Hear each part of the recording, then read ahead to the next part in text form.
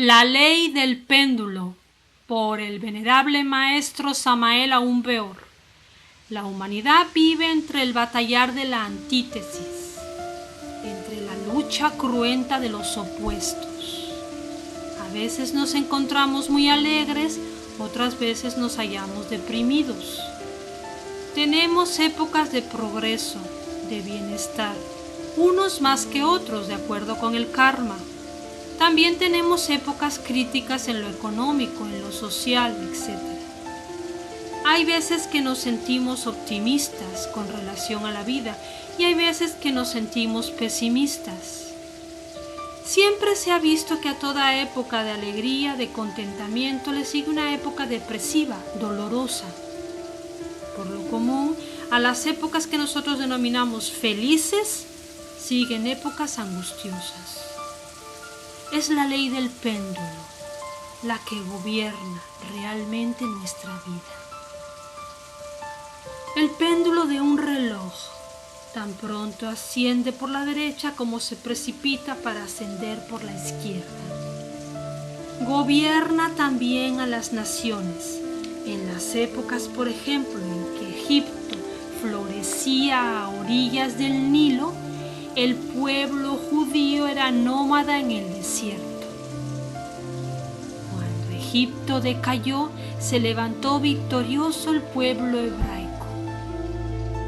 Una Roma triunfante se sostiene sobre los hombros de muchos pueblos, pero después cae con la ley del péndulo y esos pueblos ascienden victoriosos.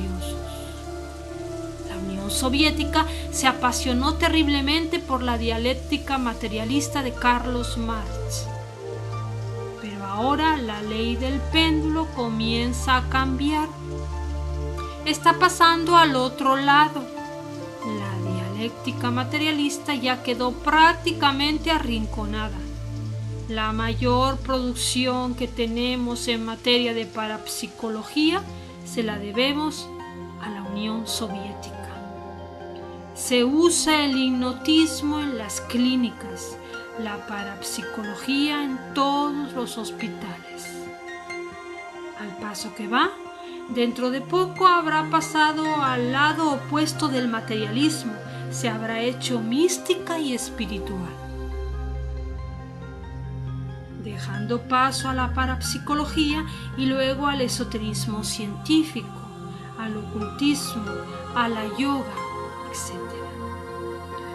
Porque el péndulo está cambiando de la tesis a la antítesis. Todos los seres humanos dependen de la ley del péndulo. Tenemos buenos amigos y si sabemos comprenderlos podremos conservar su amistad.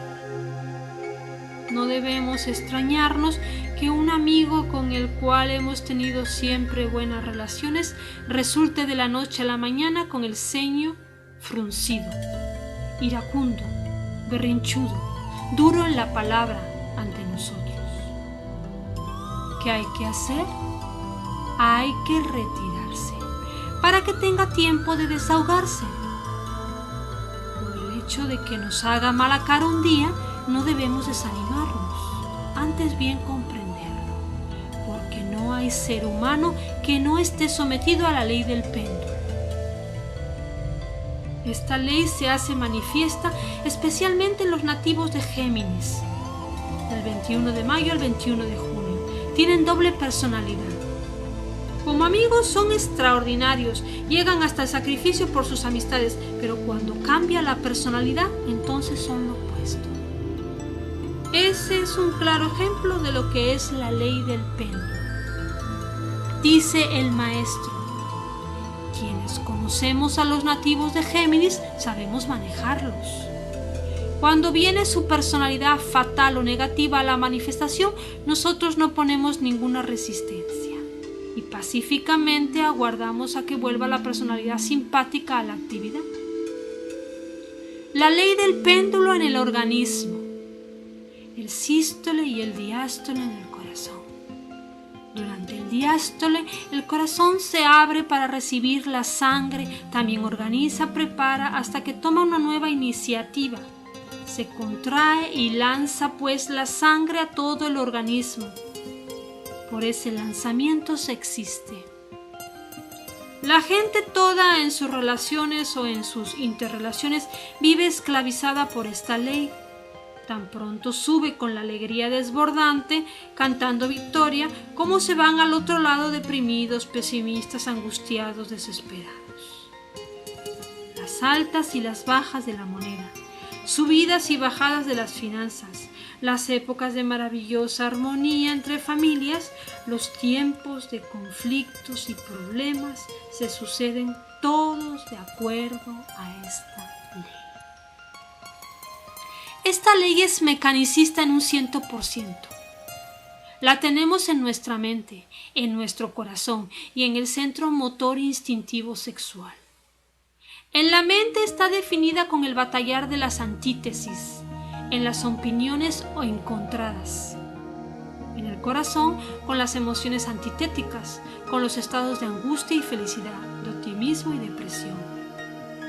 En el centro motor instintivo sexual se manifiesta en los hábitos, las costumbres, los movimientos. Fruncimos el ceño, estamos adustos cuando nos hallamos deprimidos o sonreímos alegres bajo el impulso del centro motor cuando estamos contentos. Saltamos llenos de alegría por una buena noticia o nos tiemblan las pantorrillas ante un peligro inminente. Tesis y antítesis del centro motor, la ley del péndulo y el centro motor. Conclusión: somos esclavos de una mecánica. Si alguien nos da palmaditas en el hombro, sonreímos tranquilos. Si alguien nos da una bofetada, contestamos con otra. Si alguien nos alaba, nos sentimos felices. Pero si alguien nos hiere con una palabra ofensiva o agresiva, nos sentimos ofendidos. Total, somos máquinas sometidas a la ley del péndulo. Cada cual puede hacer de nosotros lo que le venga en gana. La psiquis de cada uno de nosotros está sometida a lo que los demás quieran. No somos dueños de nuestros propios procesos psicológicos. Cualquiera los puede manejar. Somos marionetas que cualquiera maneja. Si yo los quiero tener aquí contentos, me basta endulzarles el oído, alabarlos, los tengo felices y al contrario. Conclusión: se convierten para mí ustedes en un instrumento en el que puedo tocar melodías ya dulces, ya graves, ya agresivas, ya románticas, como yo quiera.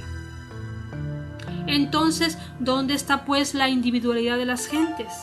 No la poseen, sino son dueños de sus propios procesos psicológicos. ¿Creen ustedes que hay alguna manera de escapar de esta terrible ley mecánica? Si no la hubiera, estaríamos condenados a vivir una vida mecánica per seculum seculorum. Amén. Tiene que haber algún sistema que nos permita evadir esa ley o manejarla. Sí existe. Tenemos que aprender, volvernos comprensivos, reflexivos, aprender a ver las cosas en la vida tal como son. Cualquier cosa en la vida tiene dos caras. El anverso de una medalla nos sugiere el reverso de la misma. Las tinieblas son lo opuesto de la luz. Al lado de un templo de luz existe siempre un templo tenebroso, eso es claro. Siempre vemos nada más una cara. Nos identificamos con ella. Sonreímos, pero cuando se nos presenta la antítesis de la misma, protestamos. No queremos cooperar con lo inevitable, y ese es nuestro error. Hay veces que nos vamos a un extremo del péndulo y hay veces que nos vamos al otro. Y por este motivo no hay paz entre nosotros. Nuestras relaciones son pésimas, son conflictivas. A toda época de paz le sucede una época de guerra y al revés. Somos víctimas de esta ley y eso es doloroso. Si queremos ver las dos caras de cada cuestión, se hace necesario vivir no dentro de esta ley, sino dentro de un círculo cerrado, un círculo mágico, un círculo alrededor de nosotros, colocarse en una tercera posición. Por este círculo van pasando todos los pares de la filosofía, las tesis y las antítesis, lo que llaman bueno y lo que la gente llama malo, etc. Alrededor de este círculo podemos ver un desfile muy interesante. Descubriremos que a toda alegría le suceden enseguida estados depresivos angustiosos. Cuando las gentes se carcajean más, las lágrimas son mayores. Observe, habrán visto instantes en que todo el mundo ríe, que no hay sino carcajadas y alegría. Mala cosa esa. Uno puede profetizar de que a esa familia la guarda un sufrimiento en que todos van a llorar. Eso es seguro, porque todo es doble en la vida. Cuando uno se acostumbra a ver las cosas desde el centro de un círculo mágico, todo cambia, se libera de esa ley. Cuando era Tomás de Kempis, escribí en la imitación de Cristo: no soy más porque me alaben, ni menos porque me vituperen, porque siempre soy lo que soy. Cuando uno se acostumbra a ver cualquier circunstancia, cualquier cosa en forma integral, unitotal, con sus dos caras, se evita en la vida muchos desengaños, muchas frustraciones, muchas decepciones, etc. Cualquier amigo, porque no es perfecto y tiene sus agregados psíquicos, podría pasar en cualquier momento de amigo a enemigo, lo que es normal además. Y el día en que eso suceda de verdad, ya no pasa uno por ninguna desilusión. ¿Por qué? Porque está curado en salud. Recuerdo cuando empecé en el movimiento gnóstico. Por ahí unas 3 o 4 personas me seguían y yo había puesto todo mi corazón en esa gente, luchando por ayudarlos, que salieran en cuerpo astral, que la meditación, que el estudio de la gnosis, todo aguardaba, menos que alguien del grupito se retirara. Cuando uno se retiró, sentí como si me hubieran clavado un puñal en el corazón. Dije: pero si yo he luchado tanto por este amigo, si yo quería que él marchara por la senda como debía de ser, si yo no le he hecho ningún mal, ¿por qué me traiciona? Se afilió a otra escuelita. Todo pensaba menos que alguien que está recibiendo las enseñanzas pudiera hacer eso. Sin embargo, resolví continuar estoicamente con mi trabajo. Llegó el día en que había mucha gente.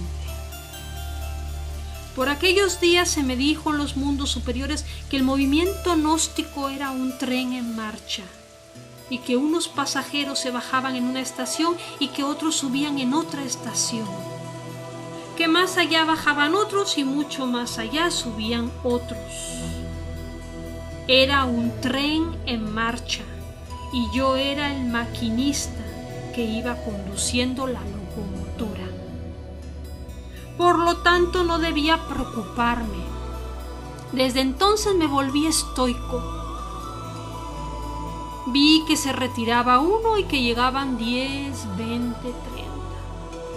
Desde aquella época, después de un gran sufrimiento por uno que se retiró, aprendí que muy raro es el que llega a la estación final. Los que hoy se entusiasman por la gnosis, mañana se desilusionan.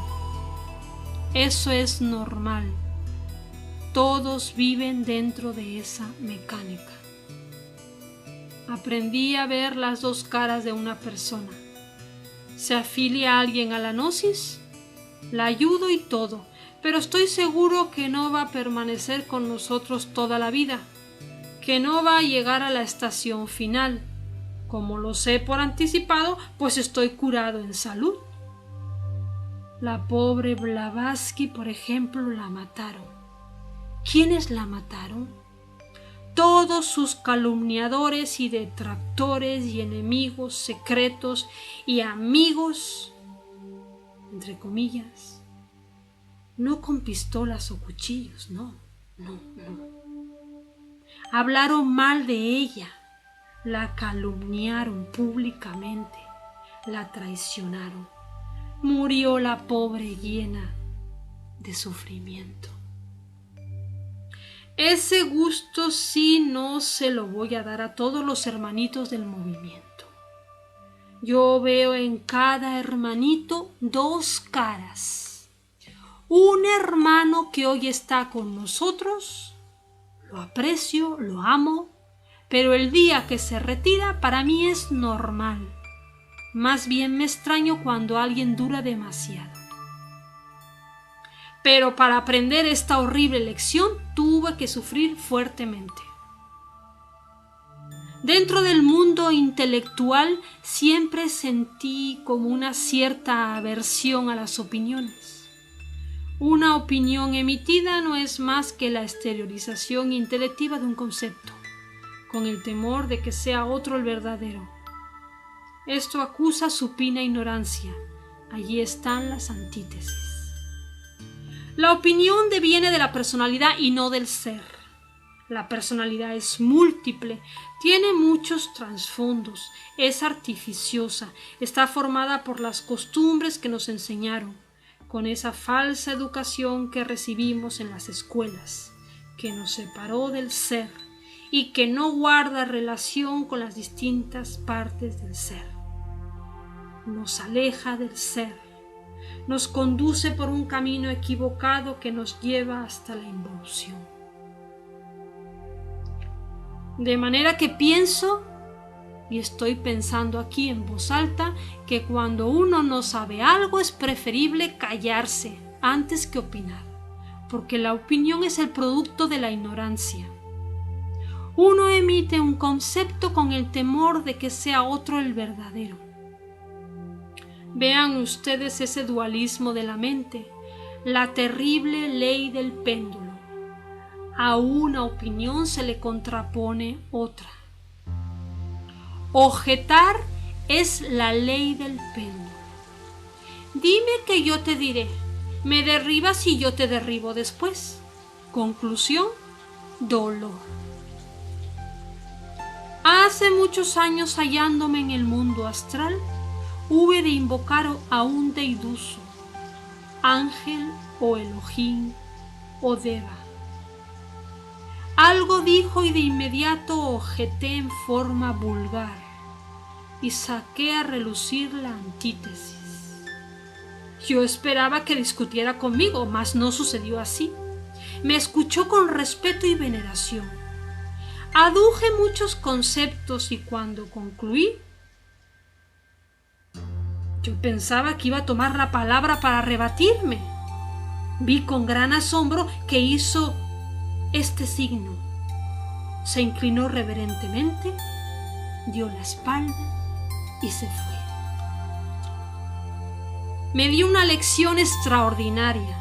No objetó nada.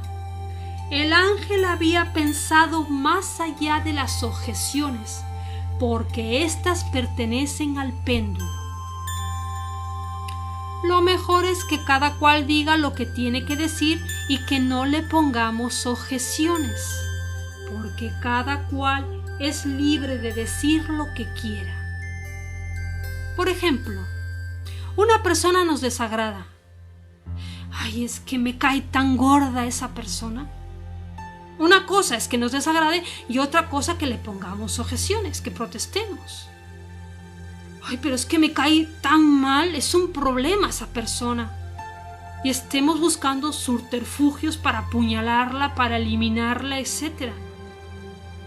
Con las objeciones lo único que conseguimos es multiplicar la antipatía en nosotros, robustecer el yo del odio, el del egoísmo, el de la violencia, el del orgullo, etc. ¿Cómo hacer en este caso que una persona no nos es grata? Podría suceder que esa persona está exhibiendo alguno de los defectos que nosotros poseemos. Uno tiene el amor propio adentro y si alguno exhibe alguno de estos defectos interiores, pues nos cae mal. En vez de estar poniendo objeciones sobre esa persona, protestando, riñendo, más bien debemos autoexplorarnos para conocer cuál es ese elemento psíquico que cargamos interiormente y que origina esa antipatía. Si lo descubrimos y lo disolvemos, la antipatía cesa. La mente se divide entre tesis y antítesis. Se convierte en un campo de batalla que destroza el cerebro. Observen cómo esas gentes que se dicen intelectuales están llenas de manías. Algunas se dejan el pelo alborotado, otras se rascan espantosamente, etc. Producto de una mente más o menos deteriorada, destruida por el batallar de las antítesis. Si a todo concepto le ponemos una objeción, termina nuestra mente riñendo sola. Como consecuencia vienen las enfermedades al cerebro, las anomalías psicológicas, los estados depresivos de la mente, el nerviosismo, que destruye órganos muy delicados, como el hígado, corazón, páncreas, vaso, etc. Muchas células son quemadas inútilmente. Hay que vivir en santa paz, sin poner objeciones. Que cada cual diga lo que quiera y piense lo que le venga en gana. Hay que aprender a vivir. No sabemos vivir. Estamos metidos dentro del péndulo. Yo reconozco aquí que no es cosa fácil no poner objeciones. Hay veces en que hay necesidad de apelar a un poder que sea superior al de nosotros si queremos libertarnos de ellas. En cierta ocasión en que iba un monje budista caminando en un invierno lleno de hielo, de nieve, de bestias salvajes, naturalmente protestaba. Cuando estuvo desmayándose en meditación se le aparece Amitabha. Es el dios de Gautama, el Buda Sakyamuni. Y le entregó un mantra para que pudiera sostenerse fuerte sin hacer objeciones. Este mantra es utilísimo. Se pronuncia así: Gate, Gate, Paragate, Parasangate, Bodhi Swaha. Le permitió abrir el ojo de Dagma. Se relaciona con la iluminación y con el vacío. Hubo necesidad de esa ayuda, porque no es tan fácil dejar de poner objeciones a todos. A la vida, al dinero, a la inflación, al frío, al calor, etc. Así se perjudica a uno mucho, porque todo lo que ha ganado uno por un lado disolviendo el ego, por otro lo está destruyendo con las objeciones. Si uno está luchando por no sentir ira, pero pone objeciones, pues vuelve y coge fuerza el demonio de la ira. Si está luchando con el orgullo, pues vuelve a fortificar ese demonio, que con la lujuria, pero objeta, que la mujer no quiere tener relaciones con él, o la mujer que porque el hombre no la busca, pues está fortificando el demonio de la lujuria. Así nos estancamos. Le dijo un discípulo al maestro Samael: Maestro, se dice que el silencio es la elocuencia de la sabiduría, que es tan malo callar cuando se debe hablar como hablar cuando se debe callar. Hay veces que es necesario hablar, por ejemplo, cuando lo están atacando injustamente. Quisiera que me aclarara este aspecto. Maestro, uno tiene derecho a hablar porque no es mudo, pero lo que no es conveniente jamás para nuestro propio bien es estar objetando, estar protestando, tronando y relampagueando, disgustado con todo. Esto nos conduce al fracaso. Uno tiene que decir lo que tiene que decir, la verdad y nada más que la verdad, y dejar a los otros libertad para que opinen como les venga en gana, porque cada cual es libre de decir lo que quiera. Si no, uno destruye su mente, destruye su cerebro y se ocasiona mucho daño a sí mismo. Además, fortifica el ego en vez de disolverlo.